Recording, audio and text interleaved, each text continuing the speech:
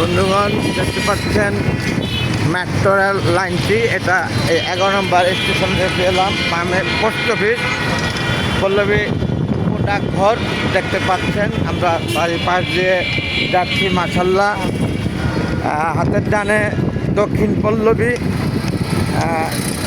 সামনে 8 নম্বর গেট। এখান থেকে আমাদের দক্ষিণ পল্লবী উন্নয়নমূলক কাজ শুরু হয়ে গেছে। মাশাআল্লাহ, এই হলো আমাদের দক্ষিণ পল্লবী 8 নম্বর গেট। এই ফুটপাতের কাজ শুরু হয়ে গেছে। এই যে আপনারা দেখতে পাচ্ছেন, এখানে ভেঙে রেখেছে। এখানে ফুটপাতের টাইলস করা হবে। তোড়জোড় কাজ চলছে। মাশাআল্লাহ মাশাআল্লাহ, তোড়জোড় কাজ চলছে। আপনাদের সকলের দোয়া প্রত্যাশা আমাদের দক্ষিণ পল্লবী যেন খুবই সুন্দরভাবে সজ্জিত রাখতে পারি আমরা। এই ফুটপাতের কাজ থেকে শুরু করে ডাইনে ঢোকো, কাজ থেকে শুরু করে ঢোকো ডাইনে।